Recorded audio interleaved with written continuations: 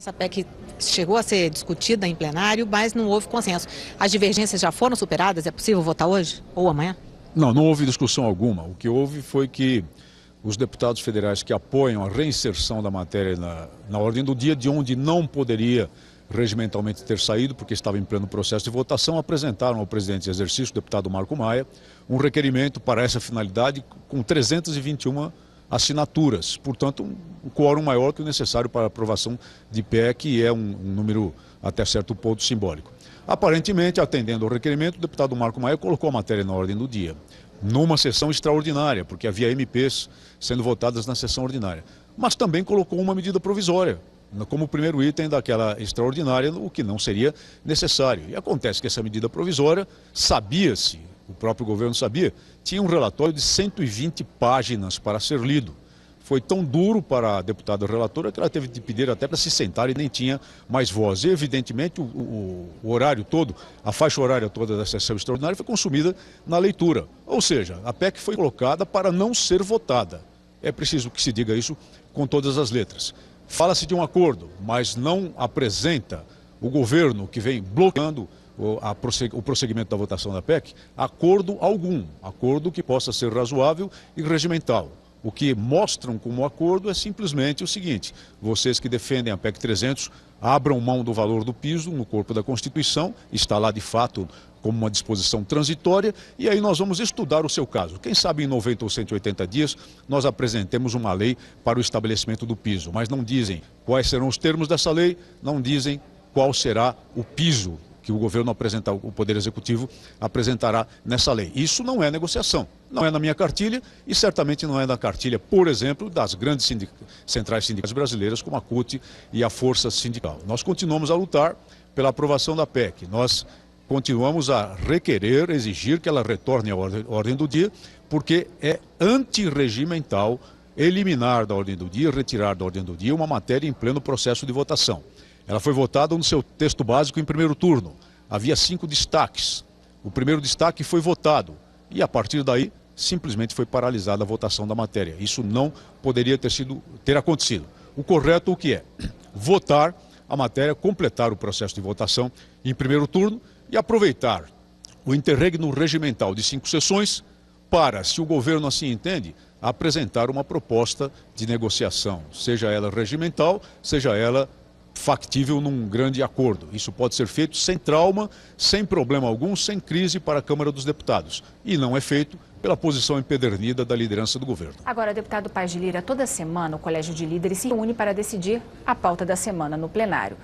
Os líderes se reúnem daqui a pouco, às 2h30 da tarde. O senhor tem alguma expectativa em relação a essa reunião e em relação à PEC 300? Na quarta-feira, no final da sessão, o deputado Marco Maia convocou uma reunião que deverá ocorrer com os líderes, com os parlamentares que defendem a PEC 300 e também com representantes das entidades associativas de policiais militares, bombeiros militares e policiais civis, porque agora os policiais civis também estão na PEC 300. Eu creio que da reunião de líderes sai a decisão para a execução dessa reunião, porque para nós a palavra do deputado Marco Maia vale até o final. Vamos sentar à mesa e vamos ouvir do governo uma proposta, se ela existir, desde que não seja essa pseudo-proposta a que me referi anteriormente. Comparecerei ao Colégio de Líderes para desgosto de alguns líderes e procurarei debater a matéria com o presidente da Casa e com os ilustres líderes partidários e de blocos. Deputado, então quer dizer que a PEC agora, além de tratar dos policiais militares e dos bombeiros, também incluiu os policiais civis. É um piso para todos? Sim, é importante dizer isso à sociedade, porque muitas coisas têm sido distorcidas nessa questão. Não pensem, senhoras e senhores, que essa matéria chegou por milagre, por acaso, ou caiu de paraquedas no plenário. Não, ela foi duramente negociada. Inicialmente, a proposta atrelava o piso à escala salarial dos policiais militares e bombeiros militares do Distrito Federal. Essa era a origem, aprovada na Constituição de Comissão e Justiça. Na comissão especial, no processo de negociação, modificamos. Foram mantidas 2 âncoras, uma com atrelamento à PMDF e outra com piso nominal em reais numa disposição constitucional transitória. Aprovada por unanimidade, foi a mesa da Câmara. E lá houve um novo, duro, sofrido processo de negociação. Desse processo de negociação saíram coisas importantes. abrimos mão do atrelamento, a escala salarial do DF, reduzimos o valor do piso de 4.500 para 3.500 e abraçamos a Polícia Civil, que era o que vinha na emenda original do Senado, a PEC 41. Foi um duro processo de negociação. Ao final, votou-se um texto substitutivo, uma medida aglutinativa, que foi aprovada pelo Colégio de Líderes e só chegou à ordem do dia, só chegou ao plenário, porque foi aprovado pelo Colégio de Líderes, recebendo do Colégio de Líderes também um pedido de urgência. Portanto, foi um processo de negociação. Nada aconteceu pelas costas de ninguém.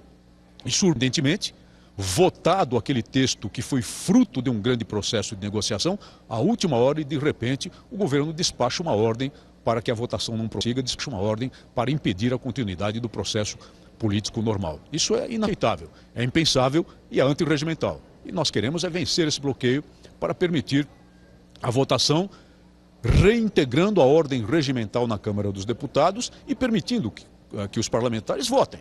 Votem sim, votem não, de acordo com a sua consciência, mas deslindem esse processo político que não pode ficar estagnado, indevidamente paralisado, engavetado, para usar a expressão utilizada pelo líder do governo no dia seguinte à votação em primeiro turno. Obrigada, deputado Paes de Lira, pela entrevista. Adriana? Obrigada, Mariana e deputado Paes de Lira, e uma boa semana de votações, deputado. Eu é que agradeço pela oportunidade de esclarecer aos nossos prezados telespectadores da TV Câmara. Uma boa tarde a todos. O ministro do Planejamento, Paulo Bernardes,